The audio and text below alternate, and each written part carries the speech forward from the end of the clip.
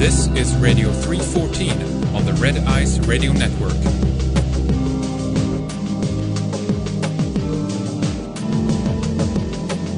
Welcome back. This is Lana Lochtef, and you're listening to Radio 314. 314 being Pi Day and also my birthday last week. Joining me today is Dianne Collins, a graduate in philosophy and psychology, as well as a lifelong student of yoga and an award-winning photographic artist. Dianne is the author of Do You Quantum Think? New Thinking That Will Rock Your World. The book is part science, part philosophy, and part spirituality. Welcome, Dianne. How are you in Miami today? Oh, we are just doing excellently in Miami today. Thank you, Lana. Thanks so much for having me. Well, before we get into the meat of your book, how about you tell us about your background and how that led up to you writing a book about quantum thinking?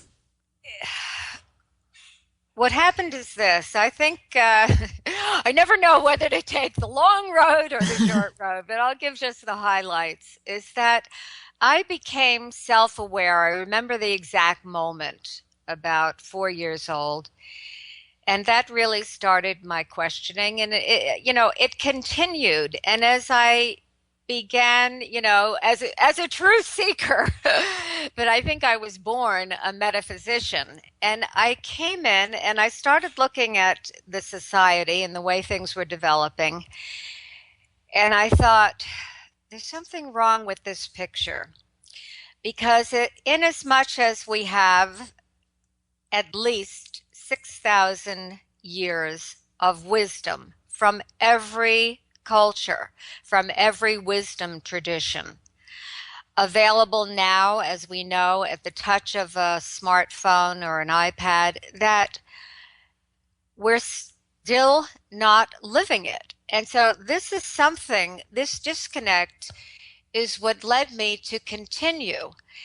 And I suppose when I really became connected spiritually, I thought, well, this is something that is not an easy topic to present to the public. It was really a combination of things. I saw the spirituality in that it was going to take a literal leap in consciousness. Only if humanity as a whole would get to a higher consciousness and get an awakened spirit, an awakened soul, however you want to think of it, that we would start to actually live the wisdom rather than just know it, espouse it, proselytize it, but, go beyond that conceptual crust and actually integrate it into our way of being, embodiment of it, as we know and revere who we consider to be the great masters or the great beings, Jesus, Buddha, Lord Krishna, all the ones we talk about. And I think that we are meant to be that. So on one hand, I saw this disconnect. And I thought, well, okay, evolution of consciousness, that's something that I'm interested in. And I, at the time, could not find any curriculum that actually dealt with that. And so I studied philosophy. And then I studied psychology. And, I started to research on my own, whatever I could find that I would consider leading edge.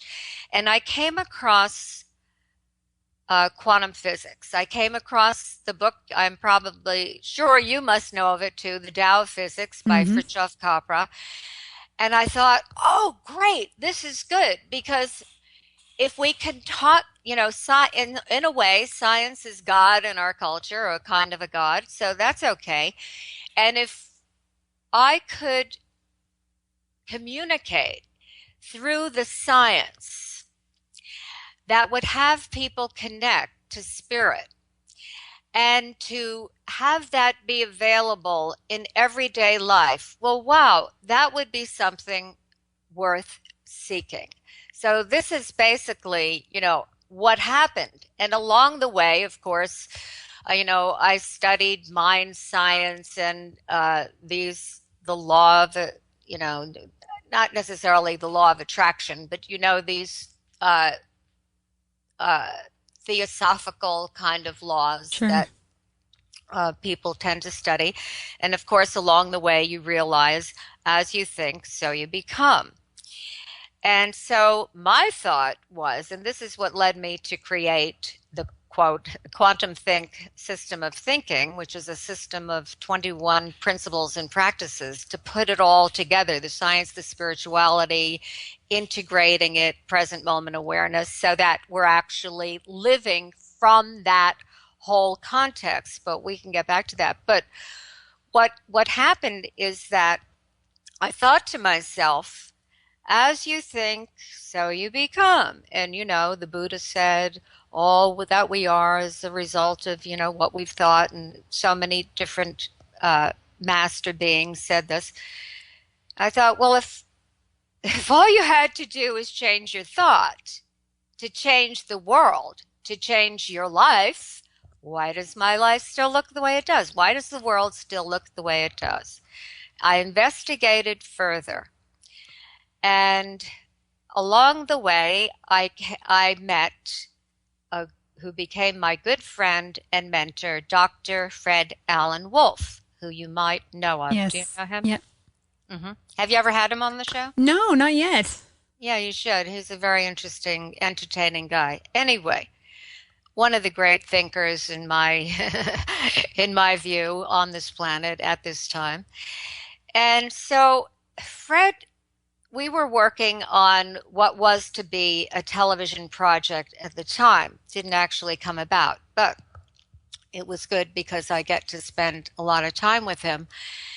And I would ask him all kinds of questions about quantum physics, which I hadn't formally studied in school, but was yet, one of my main interests. So through Fred, I learned that scientists make discoveries, and when they make a discovery, they invent new terminology to distinguish that discovery. And that terminology comes into our language and eventually into our thinking. So, for example, the term quantum leap. Well, that term, I think, came into the language around 1927 or so, according to my research. But it was based on Max Planck, the father of quantum physics. I know you studied physics, sure, so you know this. The discovery that energy doesn't move in a smooth, continuous flow, but it moves in bursts, in leaps, in packets he called quanta, hence the term quantum leap. So we know, I like to use that example because it's very common, and that came into our language and into our thinking, and now we use it quite colloquially to mean anything that is discontinuous as a big break from the past, or the way, from the status quo or default reality. So what I then started really reflecting upon this, Lana, and I realized it wasn't one term, it wasn't one concept, but it was the whole system.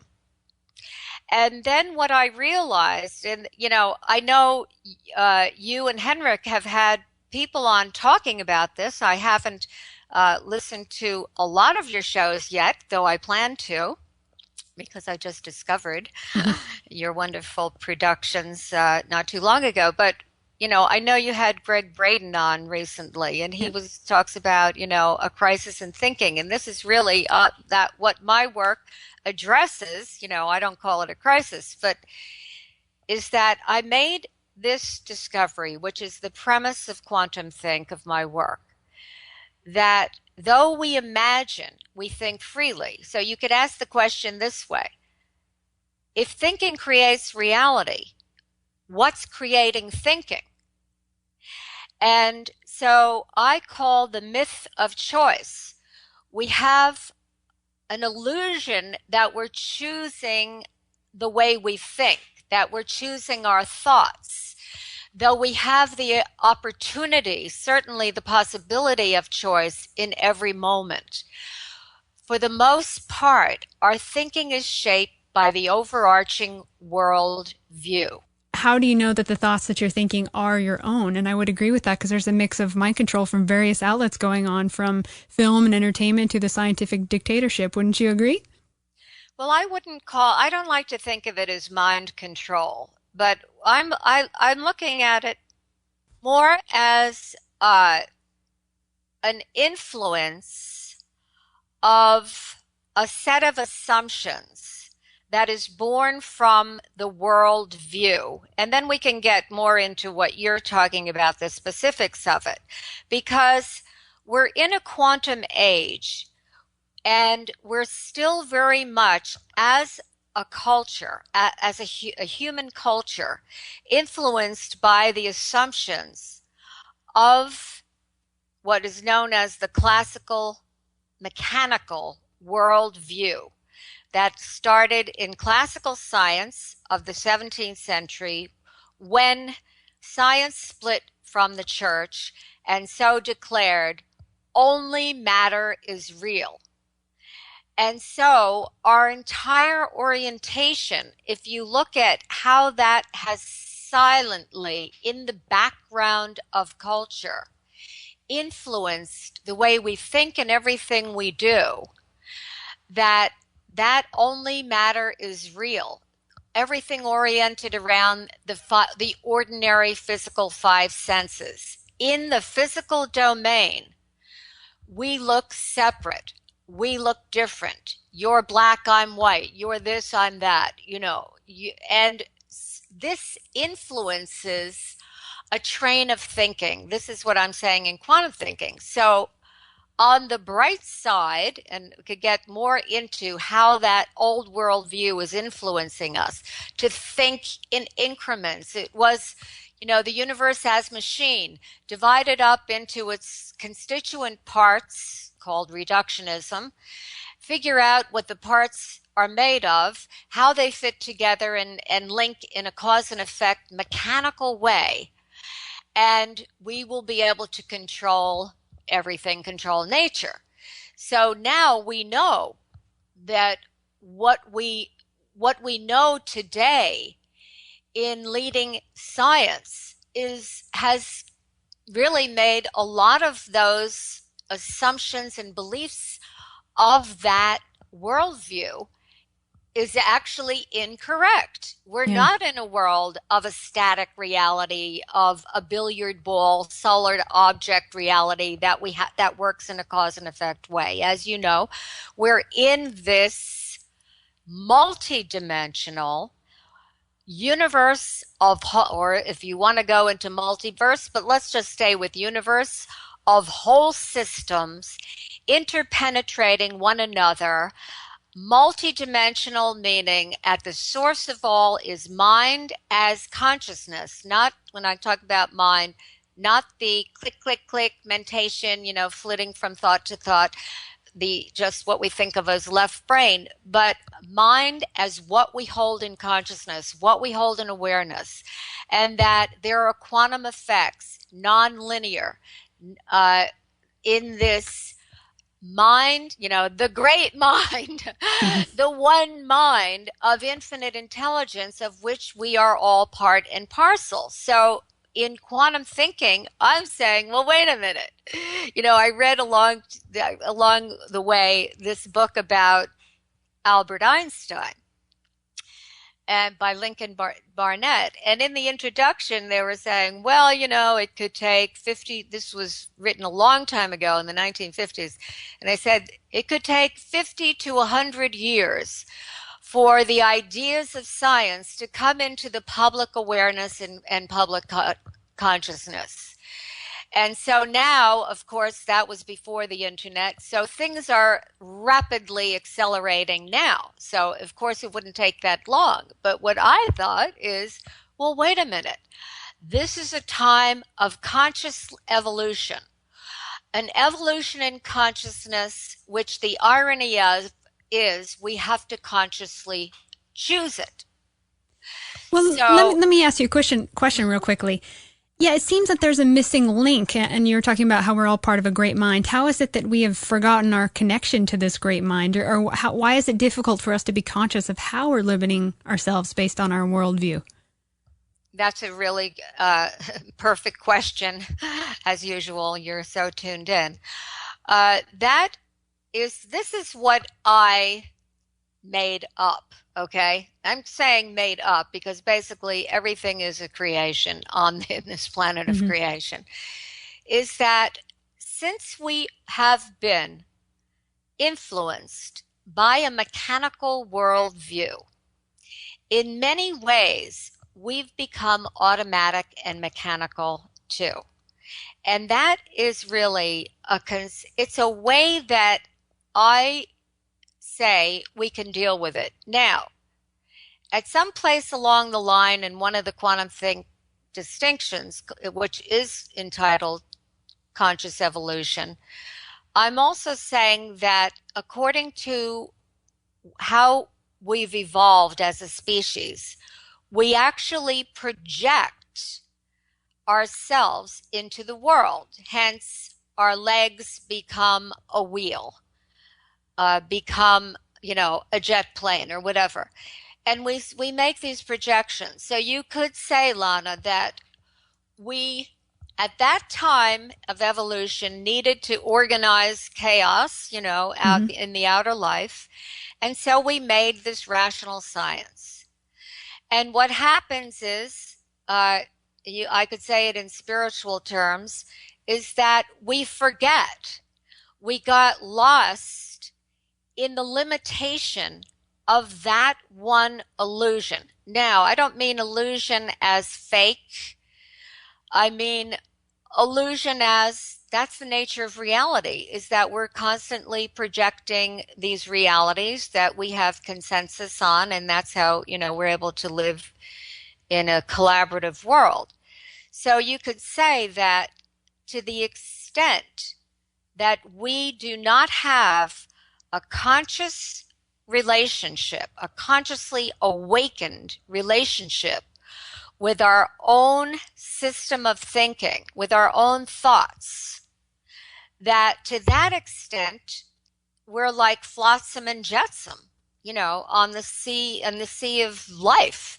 So when you all of a sudden you start to see, oh, and I use the term from physics, least action pathway, the way the energy goes or the thought goes, because it's been that route before, like a rut that creates a groove in your neural apparatus, literally, a neural connection that when you become of something, become aware of, wow, that I call it like very simply, some, thoughts visit from the atmosphere.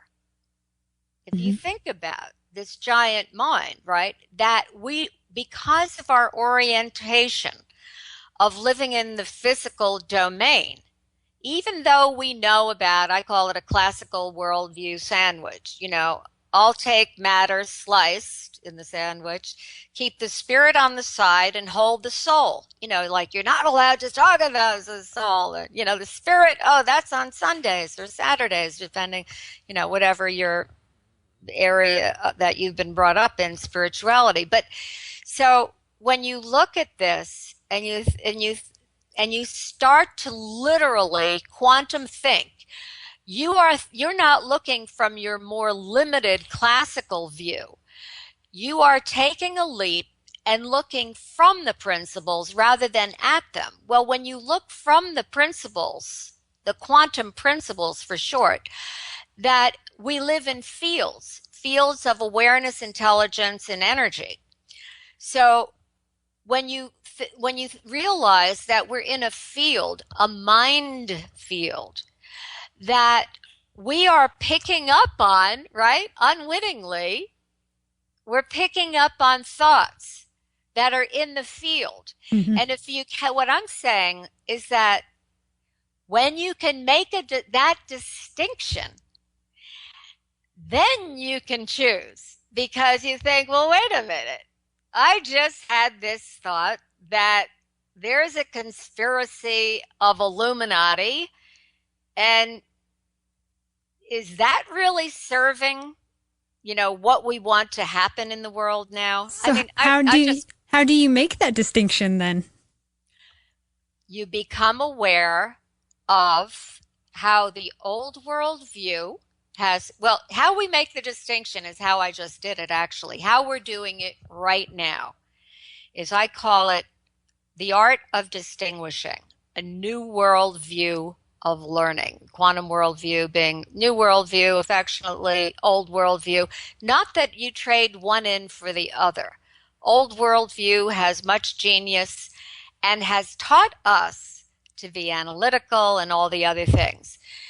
Now we're in a time of evolution where that worldview, in terms of how it has influenced our thinking, has absolutely, we're past due, as you know, on how that can have us be effective or masterful in the world. So getting back to answer your question, the art of distinguishing, a new worldview of learning. It's not acquiring more information that you have to remember, oh, what did she say again? Let me try to apply that. No, it's right now creating a distinction in the present moment, this moment that you and I and everyone listening is sharing, listening beyond time, as we know, beyond space-time, because this is the nature of how we communicate using these amazing technologies. So it doesn't matter when in space-time you're hearing this. We're creating a distinction, least action pathway. Oh, I didn't choose that thought. But if I were to use the dynamics of creation as are known today, the central active dynamic being the power of intent. Intent, I use it in a way that's distinct from intention. Intention being some future course of action leading to a future goal. Intent being how you hold your attention so that you activate the energy intelligent field that creates the resonance that you emanate. And this is what I'm talking about by when you create, you could be with someone, Lana, and you have, and I know it happens for all of us. We make a judgment, even though we think we're beyond judgment, because those least action pathways, they're just there. We make a judgment about a person. I'll make this very ordinary. This person that I'm going to have a meeting with, oh my God, they're so difficult to deal with. And you are holding this in what I would call an unaware intent. So you have this as a part of the resonance of your own being. And now you come in and you're in the meeting. Well, that's living there in the space, and it's influencing the relational field between you and the other person. So, in the main principle of the quantum world is the observer effect. Sure. Right? Yeah.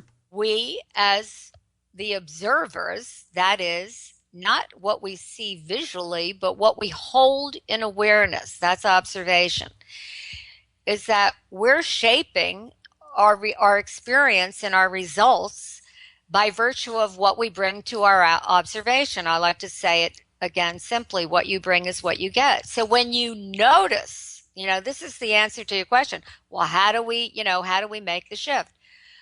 When you have these different principles as distinctions and you notice in the moment, oh, there's that least action pathway thought. This person is difficult to deal with.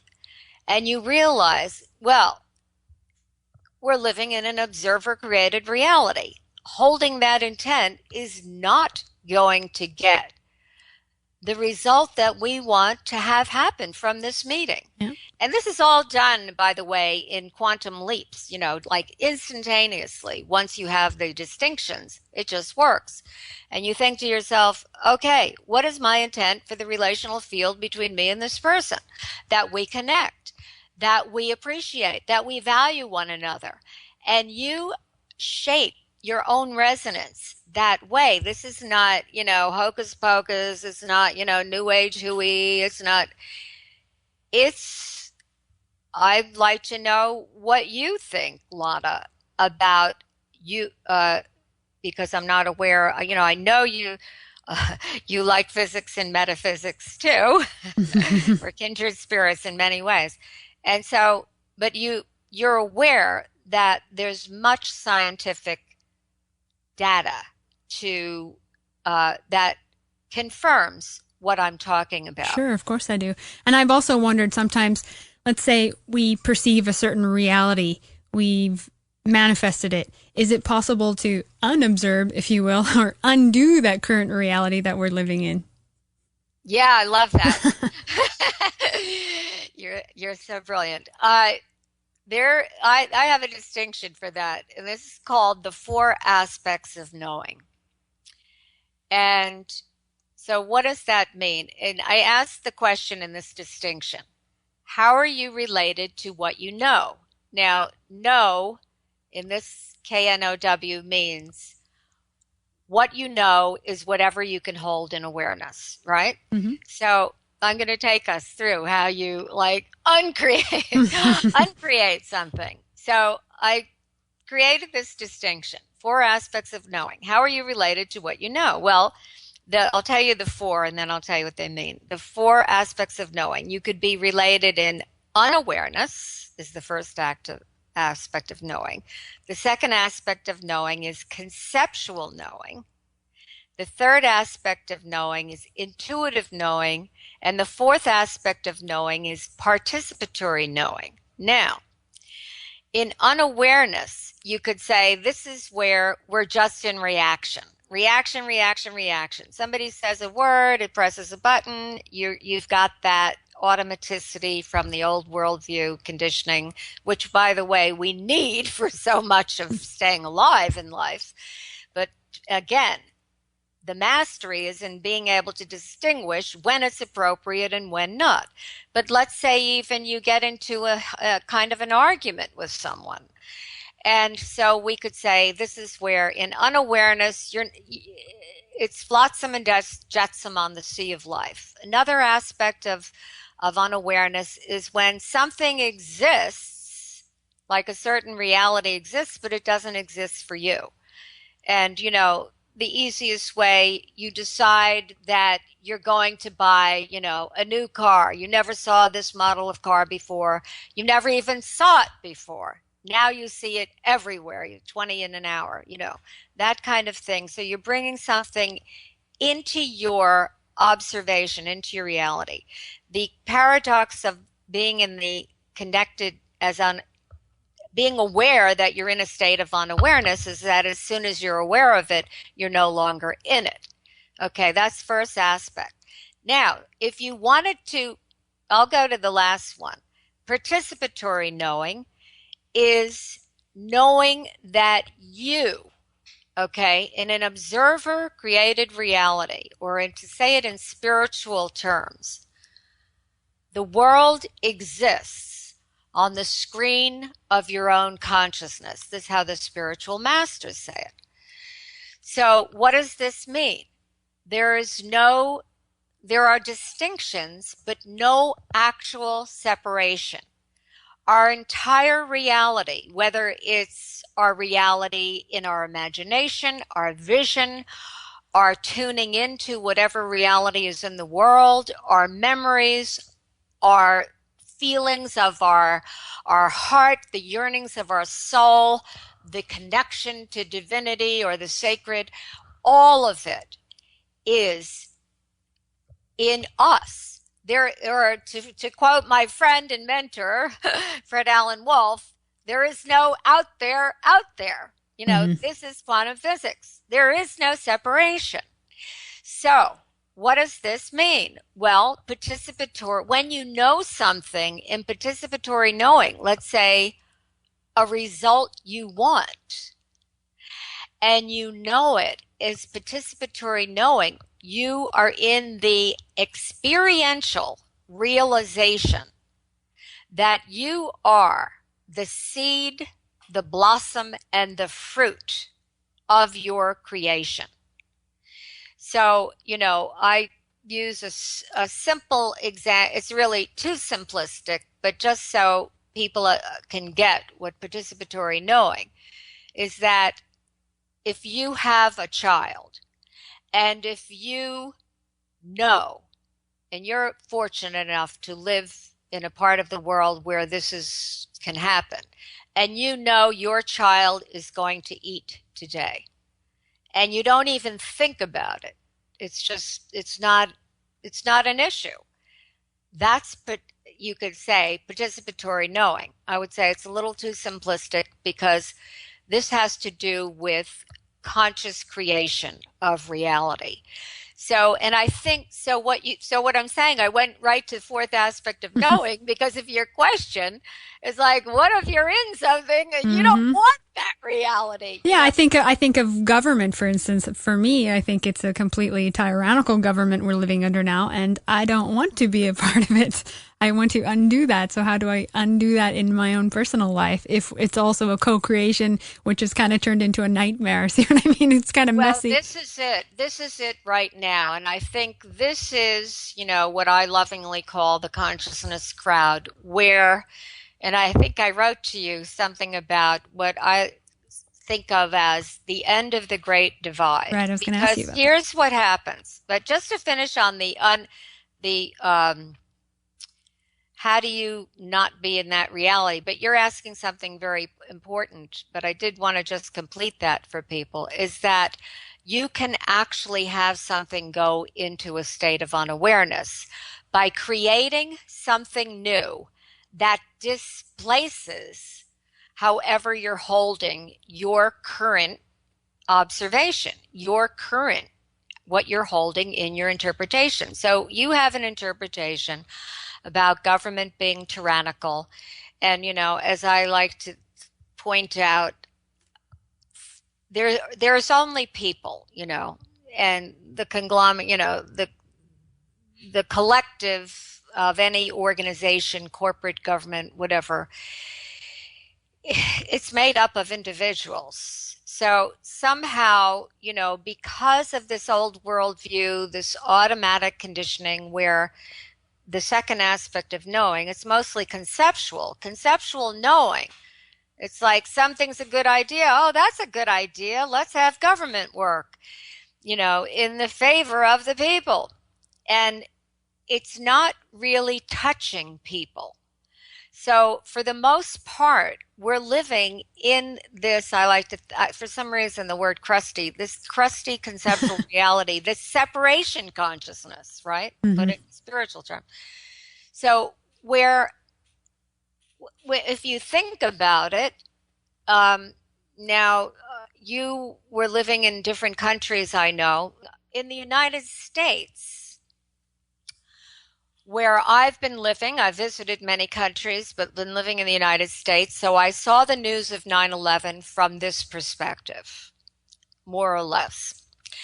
And what I was saying is that a crisis awakening, which is kind of the state of affairs right now in the world, where I'm on the campaign for conscious awakening. So we don't have to be at the effective crisis awakening. But let's say that crisis awakening of 9/11, it did have a connective power to it. For a short time, it was as if hearts and souls were awakened. In our country, in the United States, they call, both sides of the aisles literally hugged. It's like they got beyond all the separation, all the divisiveness for at least a few weeks. Yeah, exactly. 2 weeks. Okay, because there hasn't been that leap. Now let's get back to us, okay?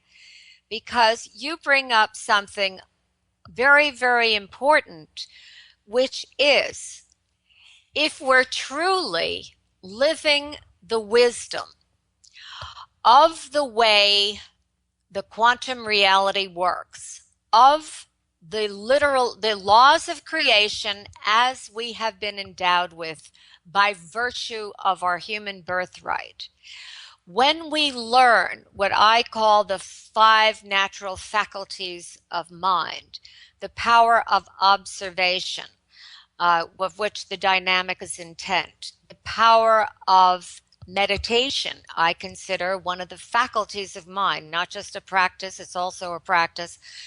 That what is meditative state? It's that awakened awareness is the dynamic of it. How to tune in to resonant fields so that we can transmute energy. And, I don't want to make the long list now, but the point of this is when you start to realize in your own self that what we hold, and you said it, Lana, is that, we're simulcasting. We have our individual reality, obviously, and we have the one we share, that we're simulcasting the collective reality. So as long as we hold in place the us and the them, the us who wants everything to work, who, are on a conscious path, who likes, to be, connected to spirit and all this and be aware of all the latest thinking. As long as we hold that there's a separation in place, and this is really challenging, and it's like a good practice, because as long as we're holding that in place, we're holding that in place. And it's not double talk. It's like, as long as we are holding in place the us and the them, you could say, is that really being the living embodiment of compassion? Now, it doesn't mean that we agree with them. It doesn't, I was listening to I started listening to your interview of Henrik, which I found very interesting. I want to listen to the rest of it because I like what Henrik was saying, about presenting all views, right? Yeah. On Red Eyes. Right. 314 radio. Presenting, not because you agree with the views. And I like particularly what Henrik said about, if you, let's say, you don't like a view, let's say, but don't you want to, let's bring it to the surface so That's we right. can examine. That's right. Right? Mm-hmm. What it's about. So it's something like this. In QuantumThink system, one of the distinctions is called the perspective of all perspectives. And so you realize that to be in the perspective of all perspectives means that we have to be in a state of equanimity. Now, we don't do this, go around naturally like this. So what do? What's the practice I call recreation, recreating the distinction in your life? How do you get, right? How do you start to integrate this? Is that the practice for that is non-attachment. So you could watch, read or watch these politicians or these, national leaders of whatever country, because basically, when you look at the state of consciousness, it's not that, Nope. It's like, it's kind of, I don't want to say all of us, but the consensus consciousness, we're in this state of awakening. So, but when I think, Lana, and I'd like to know what you think about this, that if we can hold that this is a time, you want to talk about, everybody talked about the Mayans and all the other cultures, the Great Awakening. It's, for me, maybe it's not any longer the time for, the spiritual elite few to be awakened. But wherever that some kind of a quantum shift right now is possible, a quantum shift in consciousness. Now, I know we have help from, however you want to call it, infinite intelligence, using the planets, planetary energies, absolutely, I don't want to say absolutely, but that influencing. So, as I say to my husband, Alan, who's also my partner, Alan Collins, it's bigger than both of us, Ollie, so it's this co-creation. So if we want to say we're in the time of the great shift, it's up to us to hold that vision. So is co-creation a numbers game? I mean, how many people need to participate? Is it an en masse participation? I don't know. I don't know the answer to that question. I know that there are some people, some physicists even, who maybe you've heard, where, the square root of something or other number, I can't remember the number, but, if you have this, quote, critical mass, is it a critical mass? Now that you're bringing this up, and I never really thought about it this way until you brought this up, which is why I wanted to be in this conversation with you, because I knew that you would, intuitively I knew that. Is that if our whole technology now, right, all the digital technology, and I'm a techno aficionado, I love it, but I'm not a techno whiz by any means. But let's say it works non-linearly, right? Mm-hmm. So, but it's a both and world. So it has some linearity to it in terms of, it's, 10 gigabytes, 10, whatever, 100 gigabytes.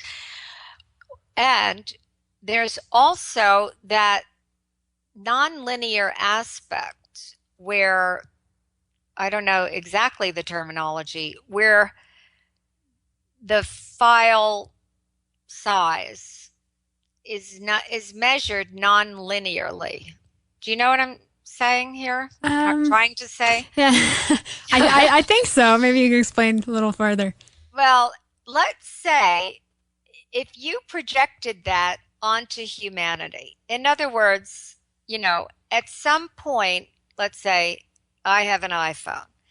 So at some point, I've got so much data in my iPhone, right? Mm-hmm.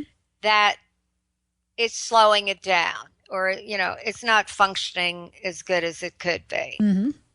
Just because it's almost full, right? So Mm-hmm. this is what I mean, like the non-linear. It's not like you say, oh no, but I have, I've got another couple of gigabytes of resources, but that doesn't make any difference in the non-linear sense of it. I see.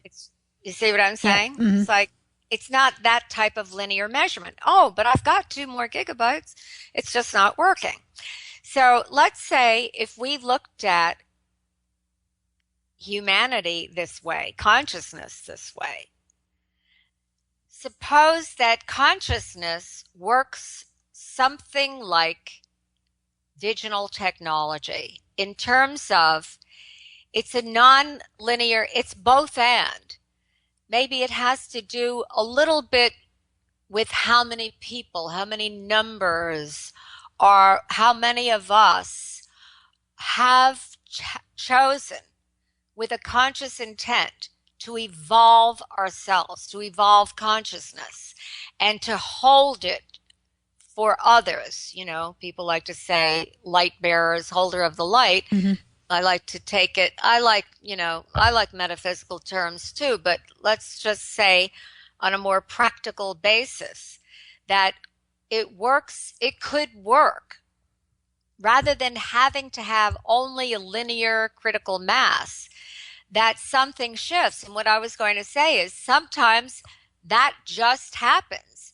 For example, with the internet itself. Now, I think It was invented around 1971, but it really became popularized for the general public in 1995. And I know this because I like to study astrology, and that had to do with the outer planet Pluto going into Sagittarius at that time for 13 years.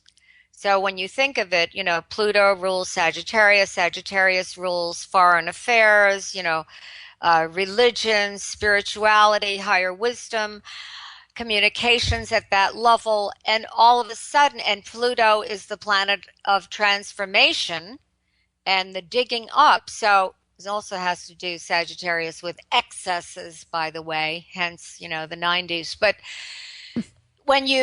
so you look at this from 1995 to 2008, when it went into Capricorn, well, that time is when everything shifted. Because of that, that was more gradual, but because of the internet, we know our whole world has shifted. We became aware of, oh my goodness, what's going on in that? We started watching wars on TV and whatever, and started to realize how other people in other countries are thinking. And it isn't that it became more prominent then. So it's something like, maybe it won't take a numbers game, but maybe it will take quality of consciousness. Maybe it'll take, a better, what do you call the chip that makes that's like the engine of the computer. I'm losing it now, logically speaking. I shouldn't have had the intent that I'm not a techno whiz. It's okay. Change that okay. state.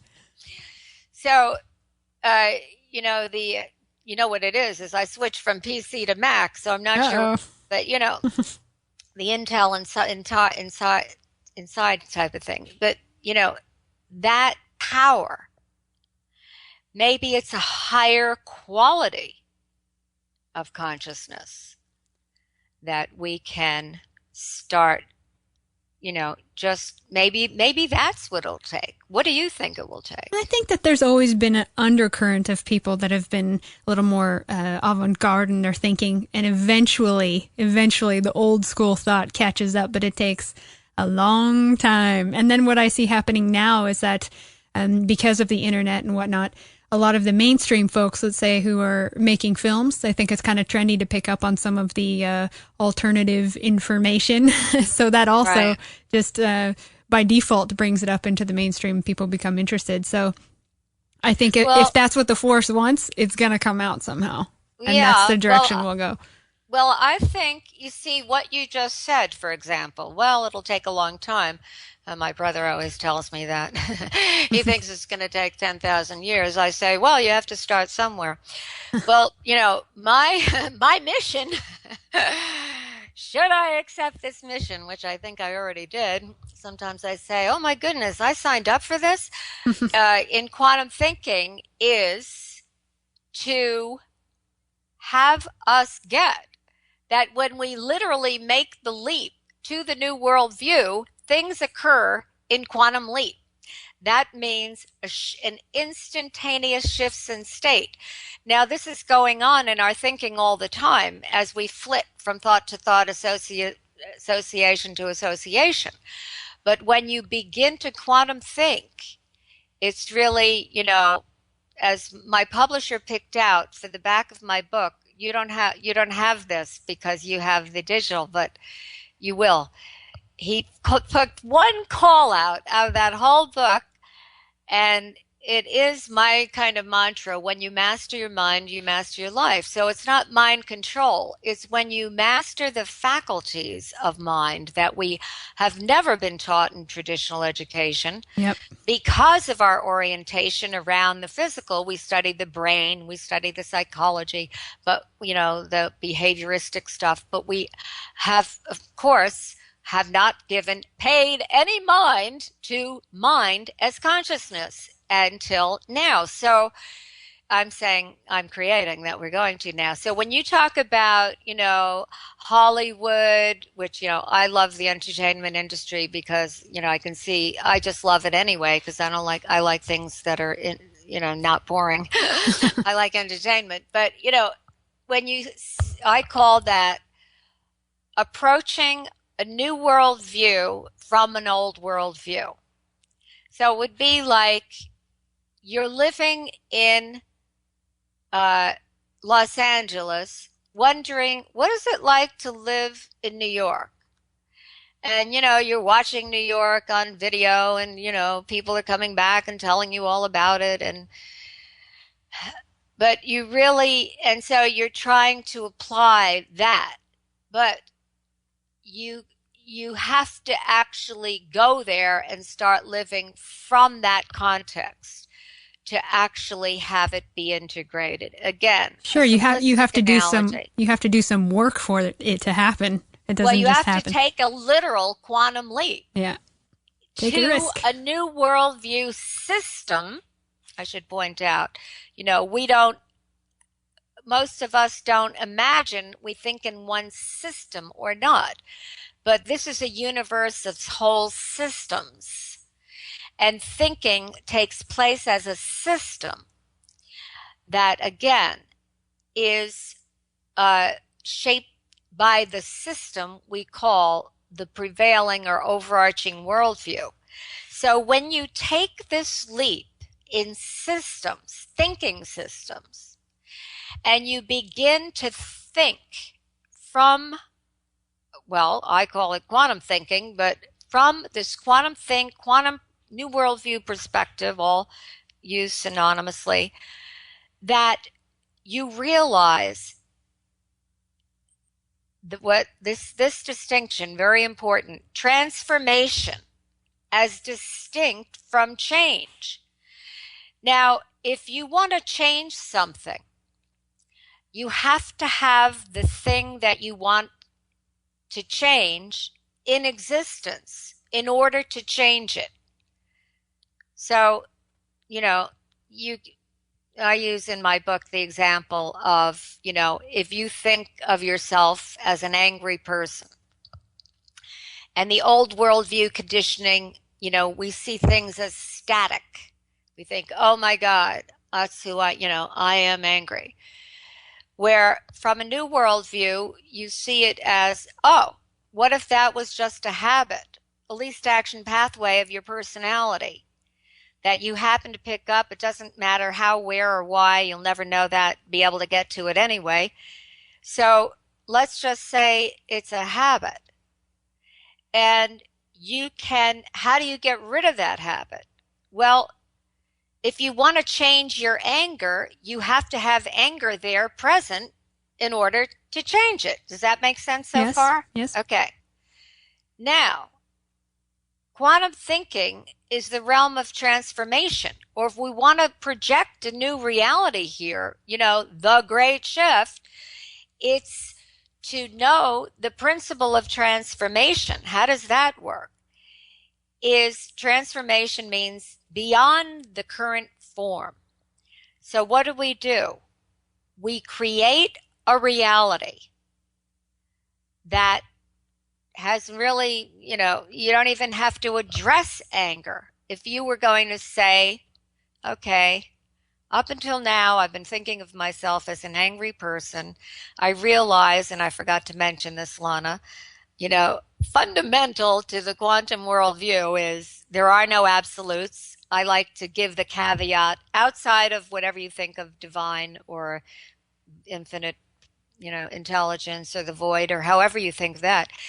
But let's say for everyday, ordinary human beings, there are no absolutes because absolute by definition means it's true for all times, under all circumstances, for all people, right? Mm-hmm. So, but the quantum reality is that everything is energy in flux informed by intelligence, where in this world, we as human observers are the center point of that consciousness, making the shaping.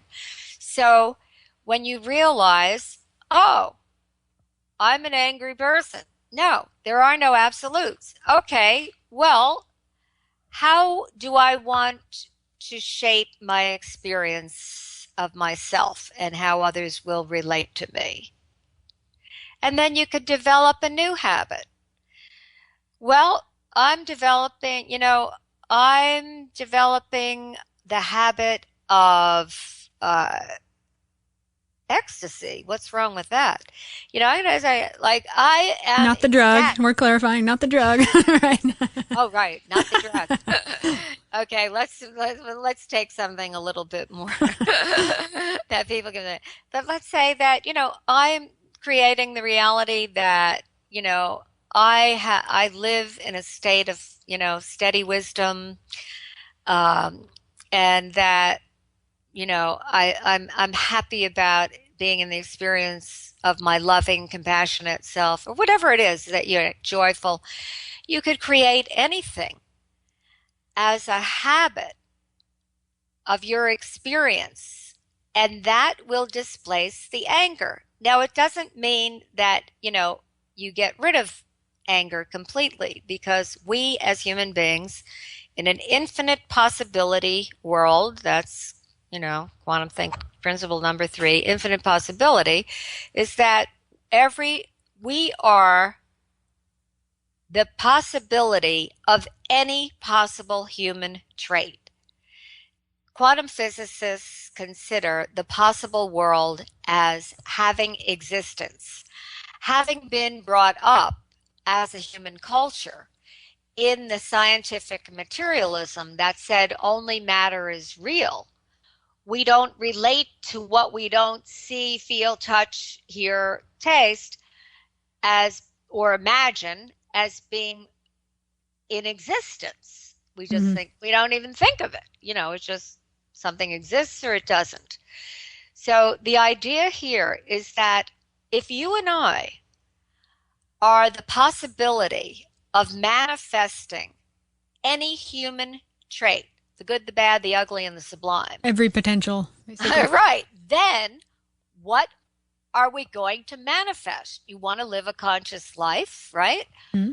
Then it's up to us what we're consciously going to manifest. And so we can have an intent for being, this being of equanimity, at peace and at joy, likes to have fun. And when the angry habit shows itself, you can shift it in a moment. Now, one of my great teachers, Swami Muktananda, who has left the body in 1982, and he was the former head of the Siddha Yoga lineage, SIDDHA. And he said, you want to know how to get rid of your anger? Don't be angry. Just stop doing it. Yeah, you just stop doing it.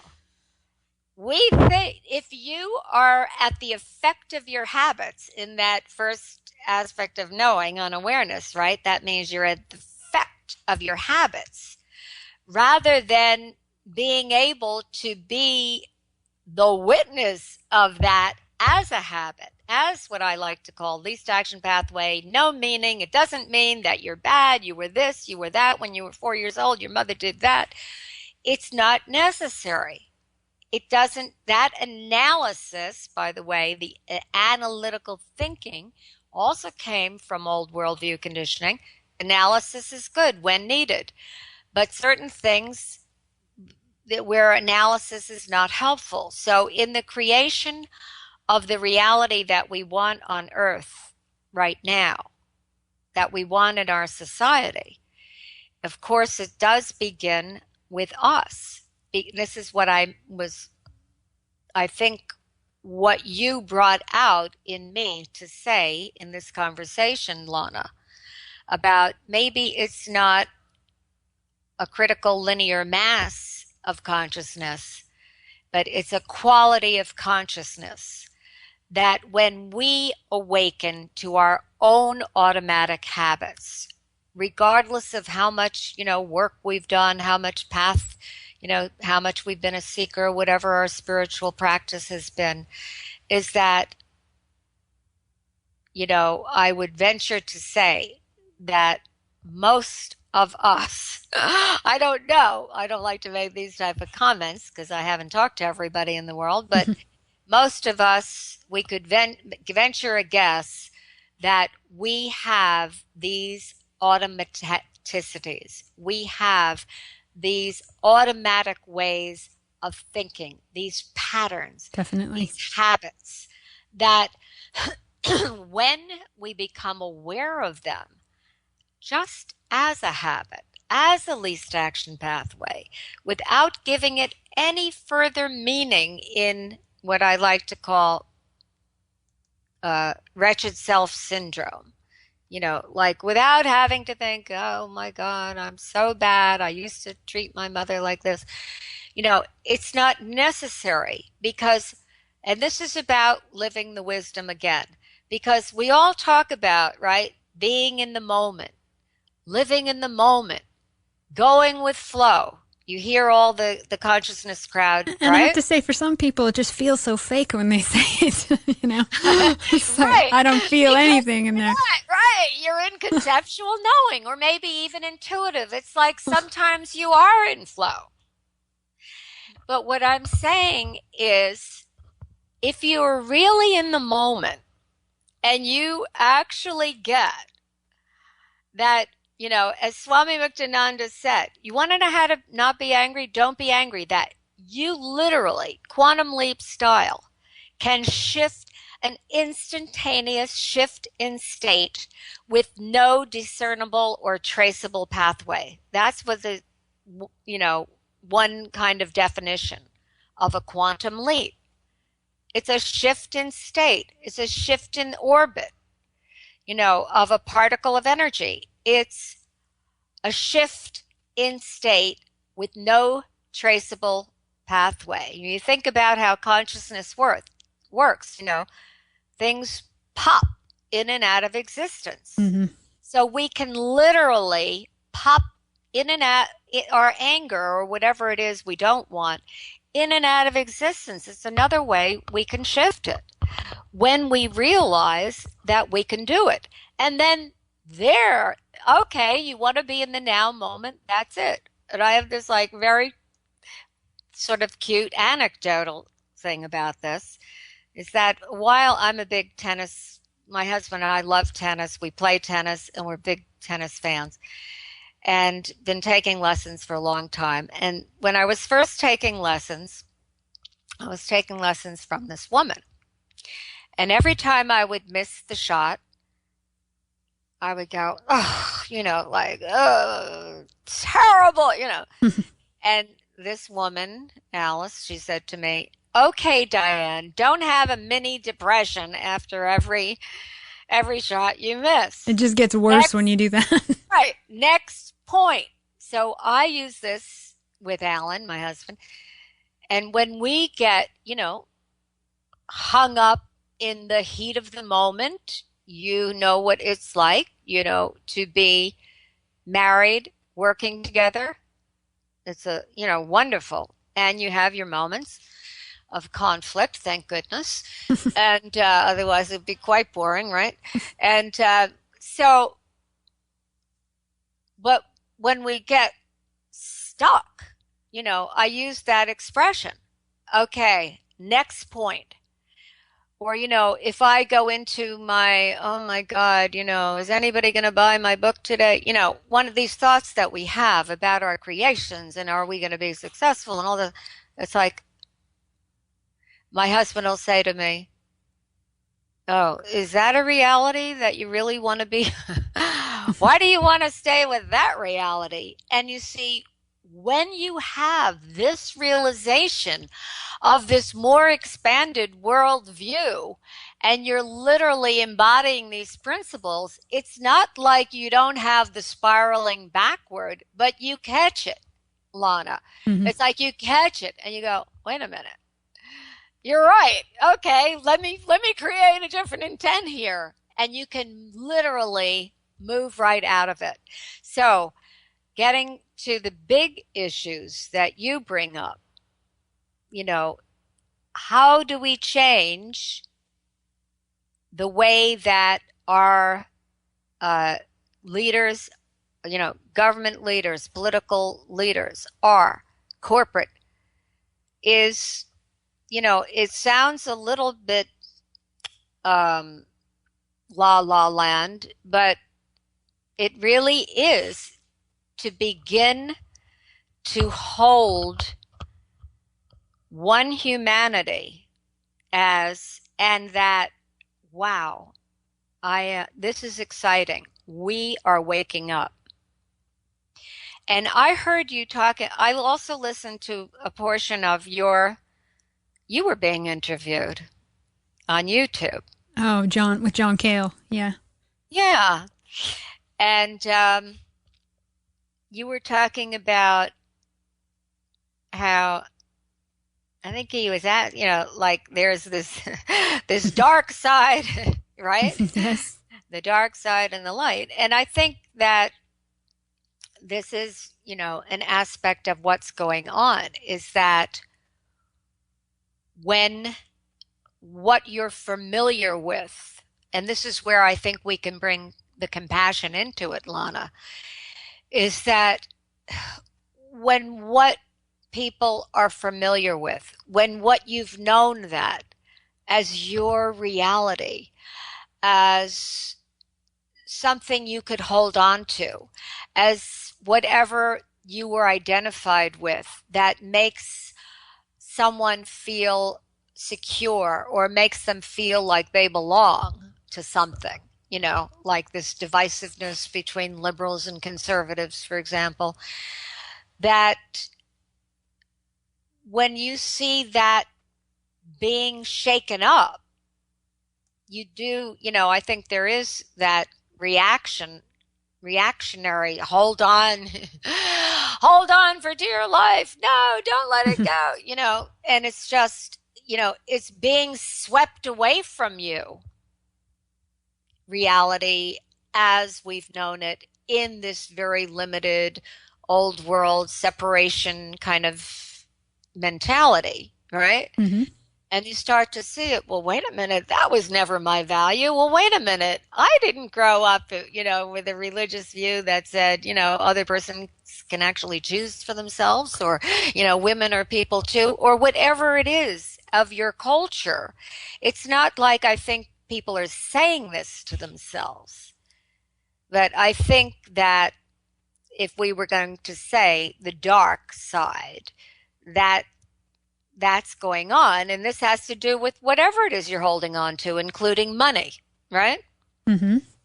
Your fortune. Wait a minute. I want my golden parachute, So I think we have to be careful about how the thoughts that we hold in place surrounding these issues. And Because, I'm sorry, go on. No, that's it. Go Okay. ahead. I was saying too, I think it's also good to just be open to constantly updating your worldview and your reality as you know it, as you learn more. I mean, now I look back at the past in different times in my life. I'm like, oh, that makes sense in a completely different way to me now. That's it. Exactly. So now, what if you, even as advanced as you are, and this is, I'll have people write to me all the time who are reading Do You Quantum Think? By the way, that's I give myself a little plug. My book is called Do You Quantum Think? New Thinking That Will Rock Your World. And there's one woman who really stands out in my mind, but I get these type of notes all the time. And she wrote to me last year, and she said, hi, you don't know me. I'm reading your book. And she said, I have been, a Reiki master. I've been meditating for 35 years. I'm a spiritual counselor. This whole list of accomplishments and development that she's done on herself. And she said, and I just awakened for the first time. Now, I'm not saying that, it's almost embarrassing for me to say it, but it's a fact that she wrote that. The reason that I'm mentioning it, Lana, is because, as you say, and you just said it beautifully, it's that however we've been thinking, there's always another awakening. As advanced or as, as we ever think we are. I have to do this with myself all the time. That there's always this, evolutionary awakening. There's always, well, how aware am I in this moment? What would, if I'm one of the people of this, 7 billion on the planet, creating the reality, co-creating, what do I want to be thinking right now? And when you start to do that in a consciously aware way, with knowledge of the principles and how they work together, then it just becomes natural. And it really does. It becomes natural. And then you can start, when you look, my husband, Alan, he still has a reaction when he watches the news, or he goes, I can't watch this. And I feel like, well, let me watch it because, to use the term again from Vedic literature, play of consciousness. If this is a play of consciousness that we're all, co-producing, directing, writing, then let me see, what's playing out here. Because as Henrik and you pointed out in the conversation you had together, that let's look at all of it. Let's be in the perspective of all perspectives without getting swept away by our own judgment of it. And because it's in that state we could call 0 point state, right? Mm-hmm. Where all that click, click, click, click, click of those associative thinking, where thoughts come almost to rest. The 0 point energy state is where all energy comes almost to rest. It's never exact. It's never absolute. It's always a fluctuation, right? You studied physics more than me, so I'm sure you could say it better. But it's that if you look at mind consciousness that way, and you allow that mental activity to come to a rest, which we do in a meditative practice. But when you think of it, and you think of all great accomplishment actually does derive from that state. So whether you're a professional championship masterful tennis player, or whether you are a musical artist, right? Mm-hmm. You do music. Yep. So what happens when you're feeling like, quote, in the zone with your music? Is it like that for you, Lana? Yeah, but I have to work into that place. It's like a meditative place, a little pocket that I find somewhere, and then I can create from there. Yeah. So it's a question of, what if we, as you say, it's a practice. It's not like, you're going to lay out and say, I know all this, right? Let it just, come on, world, universe, lay it on me. I mean, that's not how it, Nope. At least I don't think that's how it works. It would be nice, but, we're the co-creators. We're the participators in this participatory reality. So that's the great part, is that when you have this conscious relationship with your own mind, with the faculties of mind, with how they work together, then we have real choice. And then you're simultaneously in the immanent awareness. So, you're not detached from life. You're living in the immanent ego state of the personality, of the persona, the role you play, right? Mm-hmm. In this life of, I am Dianne Collins, whatever, creator of QuantumThink, blah, blah, blah. And you're living simultaneously in that transcendent state of awareness with a capital A. I think in your book, too, you also bring up another important aspect, I think, that fits in here nicely. And you were talking about, what are you individually broadcasting? And I would agree with that, because some people just emit energy and thoughts all over the place, and there's no editing process that goes on, even in the so-called consciousness crowd. It's some of the worst I have felt from those people, actually. Exactly. There's just junk flying everywhere, Right. This is why it's like, oh, well, wait a minute. Maybe I have, maybe I do have a lot of automatic ways.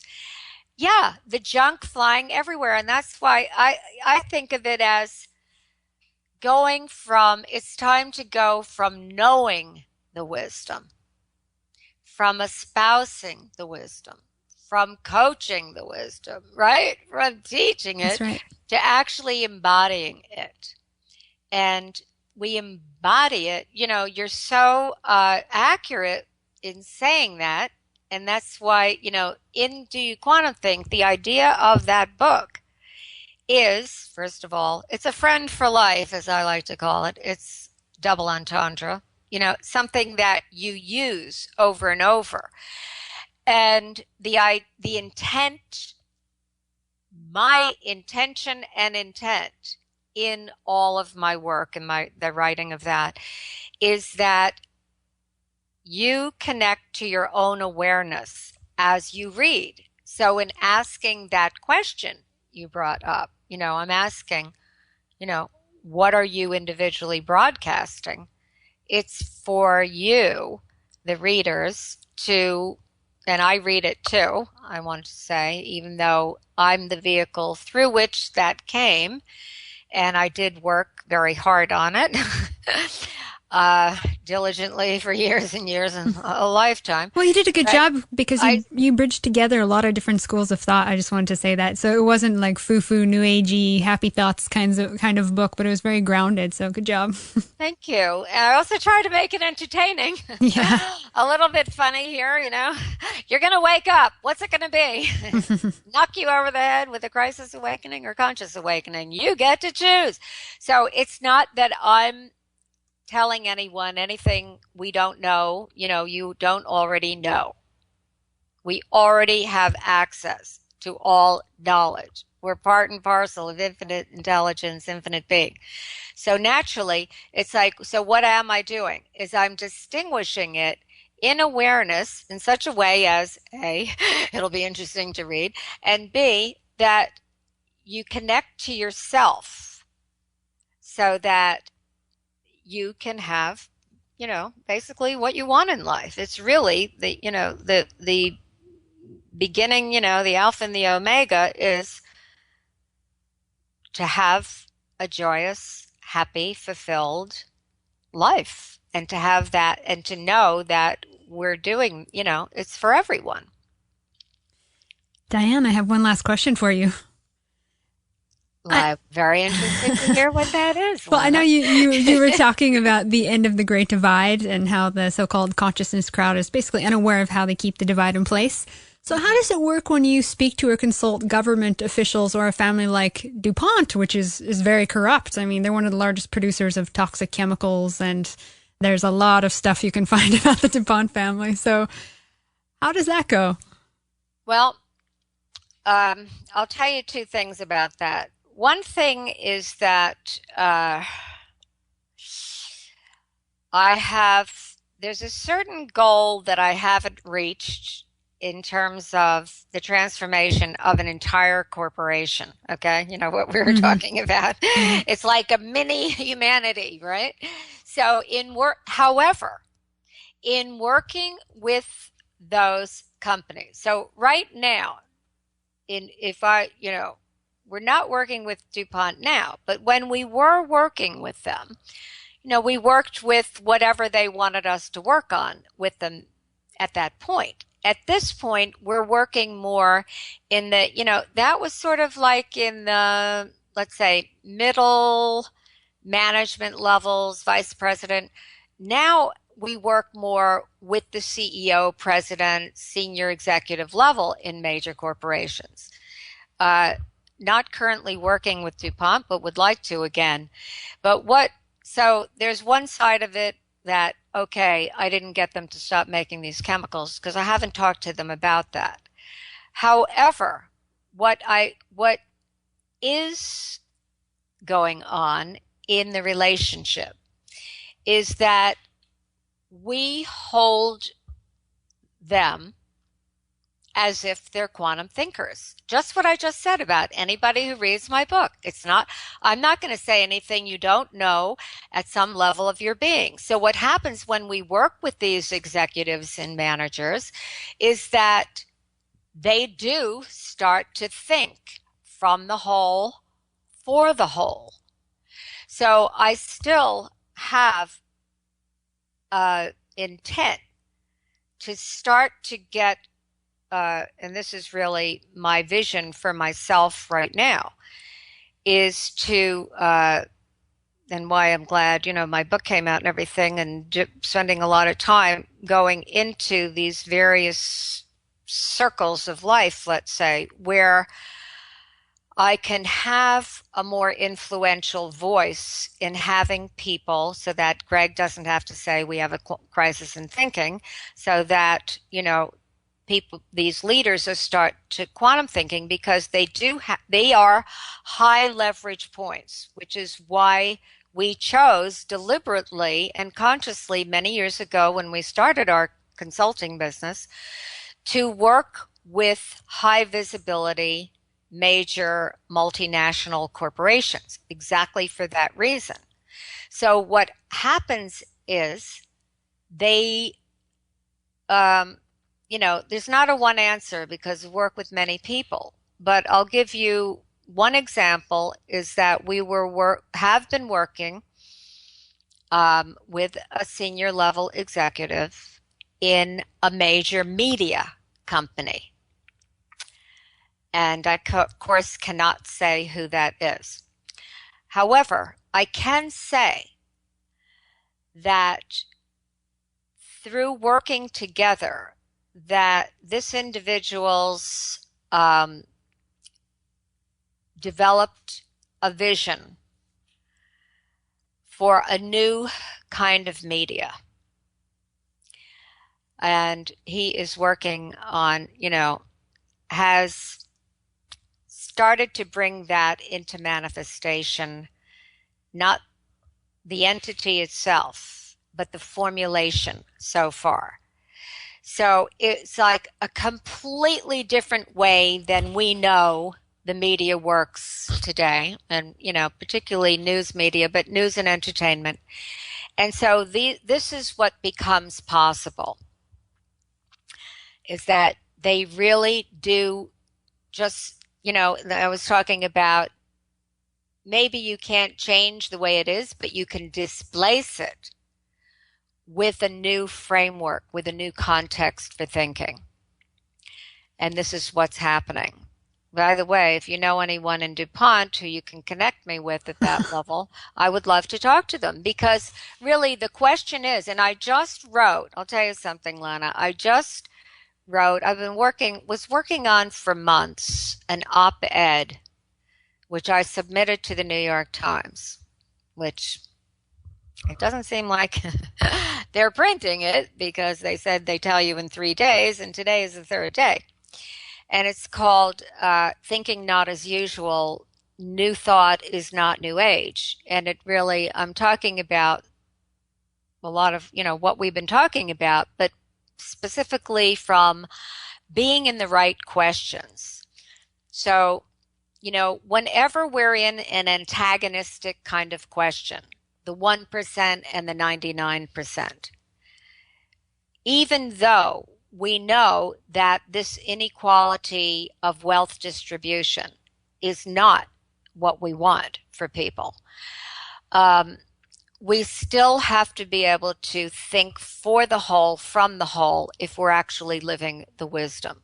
So when you turn to corporations, it's like we know that food, the process of, not everywhere, but, factory farming and all the things that we know are not right, that we know are making people sick, that we know sick people are creating a so-called healthcare crisis. Mm-hmm. And, all those, the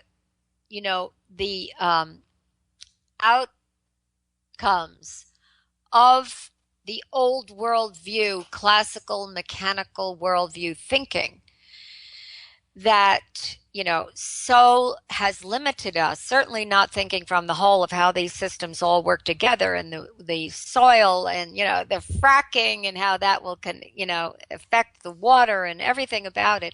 Well, we have to have a frame of thinking that can hold that. But from our point of view, who are seeing, these quote wrongs that we want righted in the world, that we also, I feel, have to think for those people who are hanging on for dear life to their way, like, oh my God, well, what, I'm DuPont, this is what I do, is I sell chemicals, and I can't give that up because that'll be the end of the profit and our shareholders and blah blah, so it's to be in questions that we may not have immediate answers for, but at least to be in the question of, how can we have this company continue to be successful and have this company be manufacturing what is right for people and the earth? And so it's to start to be in those kind of questions. And what I call, it's one of the practices, by the way, in the distinction, transformation as distinct from change, because in a world of no absolutes, context is everything. What context are we thinking from? A question is a context that leads in a direction. So to be thinking, how can we have this work for everyone? It's not a Pollyanna question.